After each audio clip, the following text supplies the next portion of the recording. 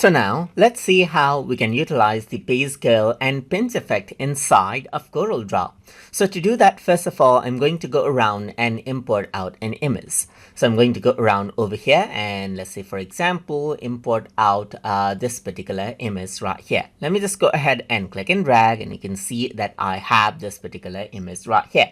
So let's say what I want to do is I want to go ahead and apply the base curl effect to this. So in that case, you can simply go around while the image is being selected. Under 3D effects right here, you can see that base curl is an option. So once you go around onto base curl, you can see that over here on the right hand side, you get the properties for it. So you can curl it from this side or this side or this side, and then this is the effect that you get right here for the base curl.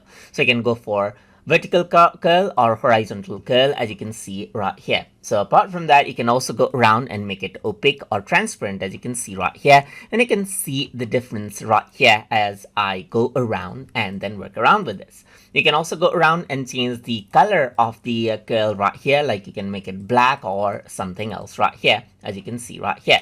And you can also go around and change around the color. So let's just go for opaque right here. And then you can see that you can go around and change around the color. As you can see, you can change around the width right here of the curl as well, and the height of the curl right here as well, and the changes happen just like that, as you can see right there. And that is how you can go around and then work around with the base curl effect. So apart from that, you can also go around and add in pinch effect. So to do that, I can go around over here onto effects right here, and then I can go around onto pinch right here. So once you do that, you can see that pinch is added in. So here you can see that there's first base curl and then pinch. You can go around, change the order as well, and then the order of the effect actually changes out.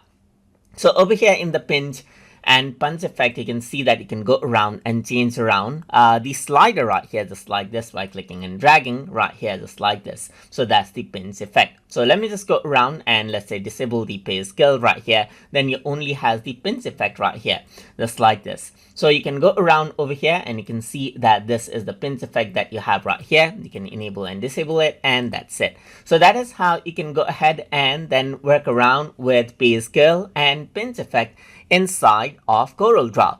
So hope you guys learned something as always. And as always, please like, comment, share, and subscribe.